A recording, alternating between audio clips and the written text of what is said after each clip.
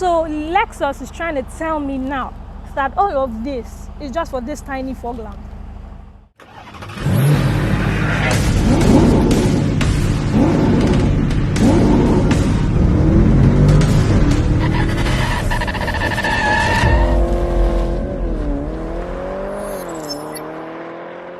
Hi guys, it's me again, and today I'm taking yet another amazing trip. So if you're new here, please do want to hop on and ride with me simply by tapping on subscribe below and on the bell icon to turn on post notifications.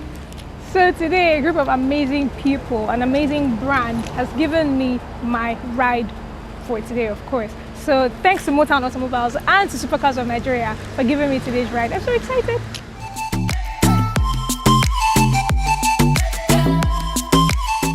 On today's trip, we're going to be taking a tour to see one of, should I say, Japan's biggest cars, of course, here. So today I'm doing the almighty Lexus LX570 Supersport 2019 model. Yeah, I said Lexus the last time, and you guys like kind of ate me up. So Lexus, we're going to be doing a Lexus. It's going to take some getting used to, so forgive me if I say Lexus.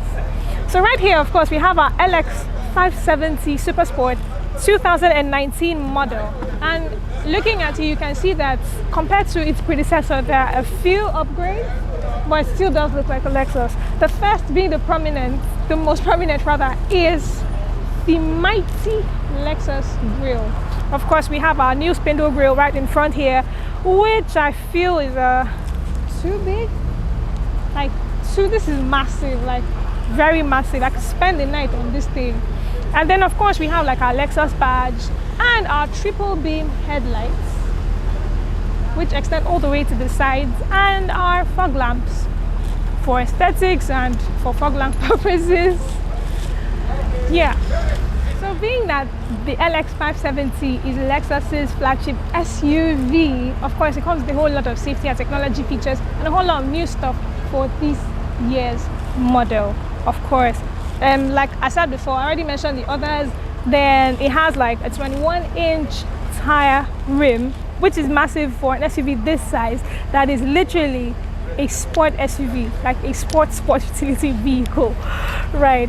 Of course. So being that it's an LX, I want to believe that this car promotes luxury experience. So let's leave it as that's what LX actually means, and let's check out the car to see if it truly lives up to its name. If you're wondering what's powering this big daddy right here, of course you can see that this massive thing is powered by a 5.7 litre V8 engine. Now of course this engine pushes out quite a number of horses. It does a whopping 383 horsepower and 403 pound-feet of torque.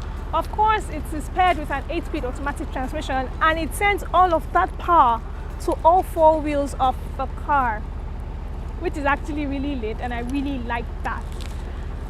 Something else that you should actually take note of is the fuel economy. Of course, well, if you can afford this car, fuel economy shouldn't really be your concern, although it's a thing to talk about. Now, in the city, it does 13 miles per gallon. On the highway, it does 18. And for both, it does 15 miles per gallon. We're going to talk about that really soon, not now. So right now, we are inside the LX570, and I really must say that I do like what I can see here. Like, I totally did not expect this, but I'm awed. First off, let me show you what happens when you actually start this car. Watch this. Keyless. Yeah, we have our power steering wheel, which has its controls right at this side, which you can use to control, bring forward, take it up. And well, there's so many features in this car, and I'm going to take you through all of them one by one.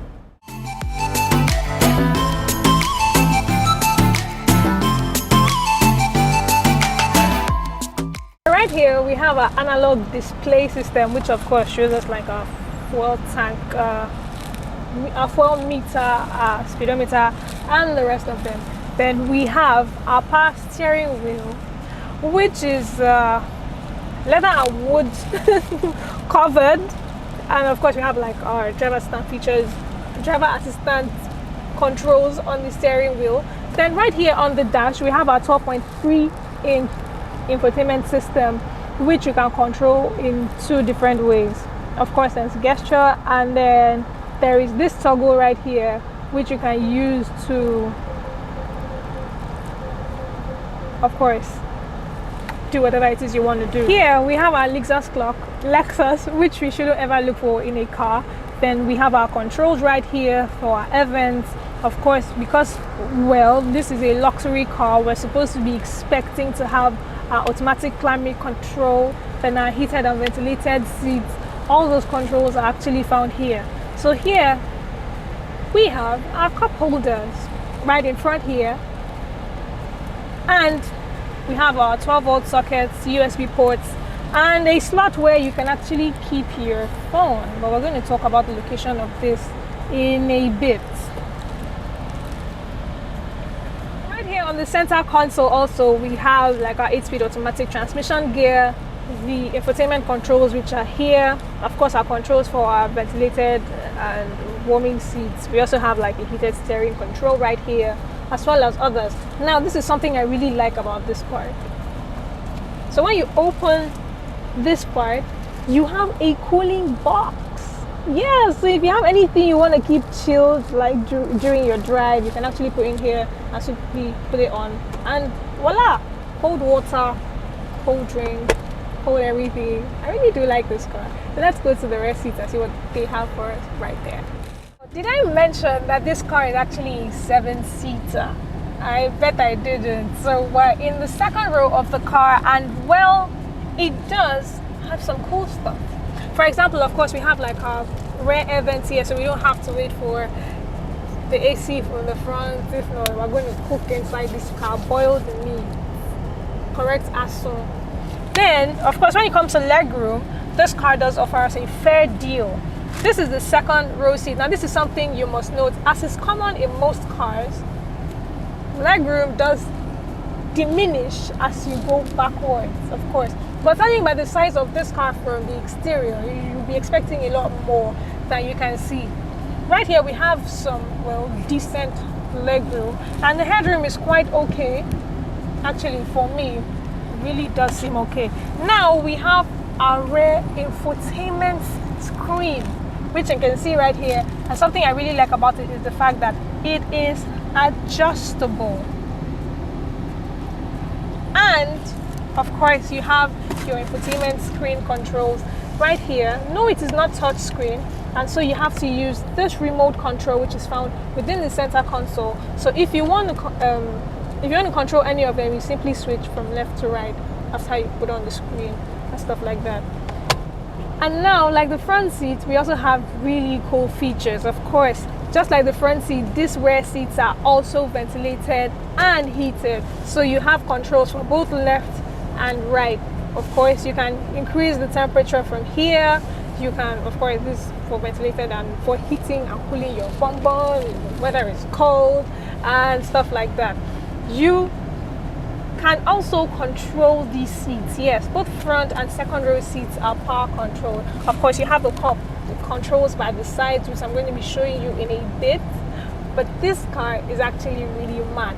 Now I want to actually go and check out what the third row seats feel like, because there's usually a problem with adults fitting in there. I know I'm not a very big one, but let's go try that out. Right now I am in the third row section of this car, and wow. Okay, so let's take off the seats to see how they actually feel. Really, oh, these seats are heavy. Oh my god.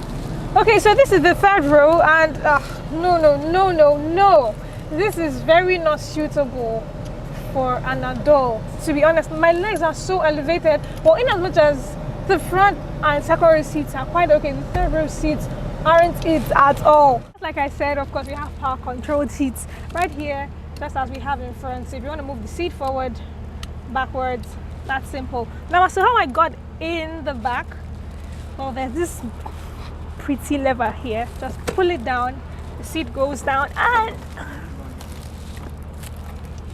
easy access to the back. So let's go check out the trunk space now to see what we have there, shall we? Now we're at the back of the car, and as you can see, like I said earlier, it's the Lexus Supersport, of course, LX570. So here we have our LED tail lights. which are really beautiful. It's not really different from that of its predecessor, but yeah. Now, there are two ways to open the trunk. You either open from here or you use your keys. I like to use the keys. So you press, hold. Yeah, now this is the thing. So when you, of course, the tailgate is power control, the top part, but the lower part you have to manually open by yourself. And so, yeah. Just like so that. Right here, we do have, well, this is kind of expected for SUVs that have 3 rows. The cargo space or the trunk space is usually not too ideal, but we can fix that. Now, this is something I really like about the 3rd row seats in this car. They're power controlled, and so you don't have to, to get stuff done. When you can simply just control the motor vehicle from this control right here. Simple, quick. So of course the controls right here, you have like right and left, so you can simply press this for it to go down. Do the same for the other side, and you lift. You do the same for the right side basically, and so you see that the 3rd row seats lift up to the side. Now that's something else. So right here you can see that we have some pretty decent trunk space, so you can actually fit in a whole lot of our stuff. This is actually really cool, if provided we leave the seats to the side. Now the only thing is they do not fold flat downwards, and so space that could have actually been used by the side is being taken up by the seats because they fold to the sides. But well, we're just going to leave that alone. Beautiful Lexus LX570 doesn't just bear the name LX570. It doesn't just mean that it doesn't give off that luxury experience. It might not give it off as much, but it does try to an extent. So it comes, of course, with a lot of driver assistant features and safety technology features, which are all present. For example, we have like our front and rear view camera, we have adaptive cruise control, lane keep assist, and all of that stuff. We also have crawl control. Reason, this baby here is an off-road SUV, and so crawl control is just like adaptive cruise control but for off-roading. Yeah, so you have all of these babies here. Now there's something I really like about this car.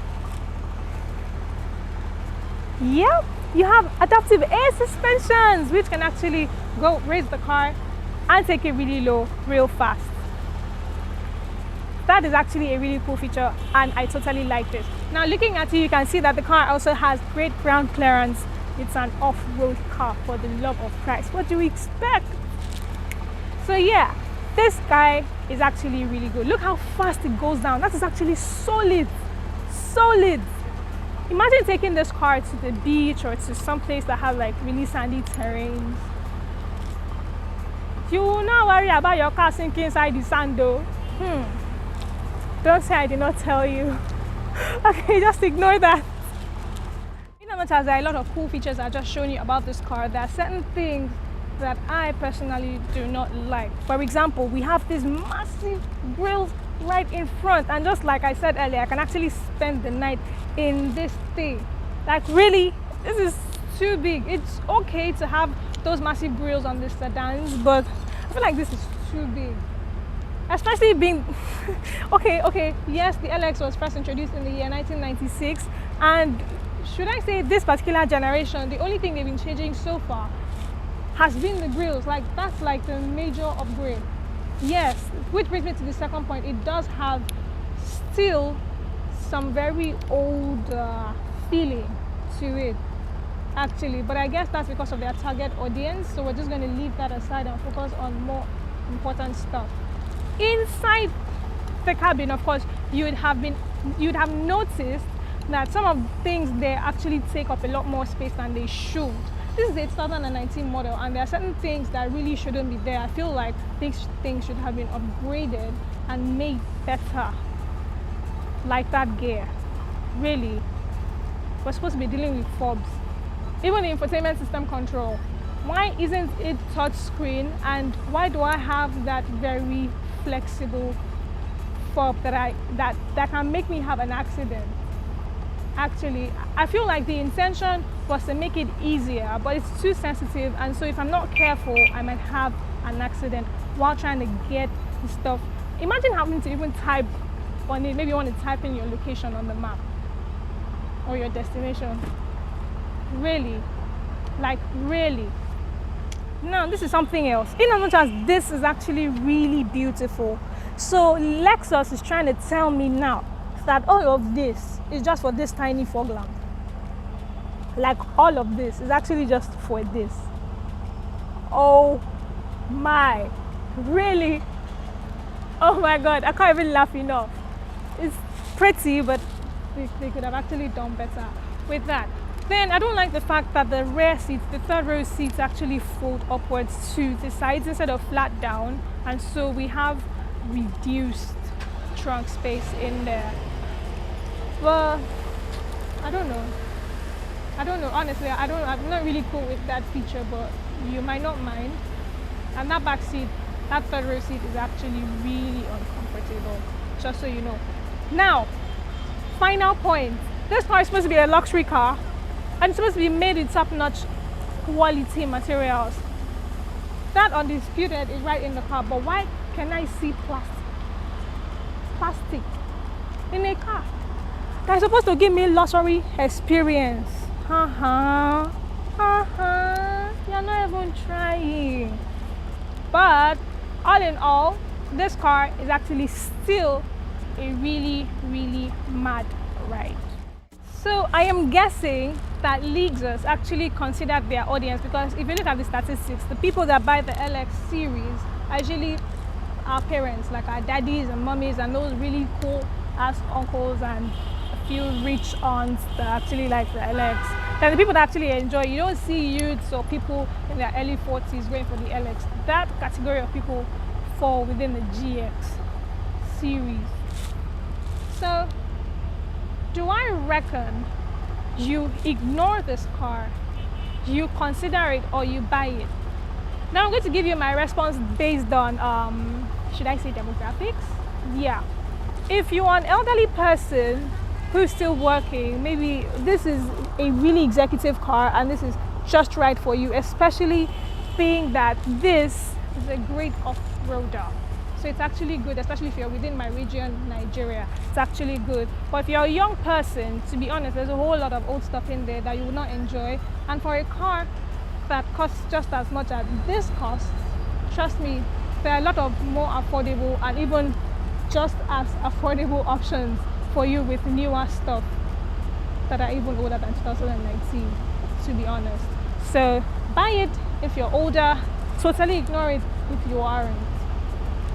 My judgment. So how much does Motown actually sell this car for? You would not believe this, but this big daddy here goes for an amazing 60 million naira. Now, do you think it's actually worth that price? Tell me that in my comment section. This brings us to this part of today's video. Yep, we've arrived at our destination. Thank you so much for joining me once again. If you really like what you have just seen, please do want to give me a thumbs up. Also, please do not forget to subscribe to my YouTube channel, share my video to your friends and your loved ones. Follow me on Instagram. And say thank you to Motown and Supercars of Nigeria for giving me this wonderful ride. I really did enjoy my time with you today. So keep riding.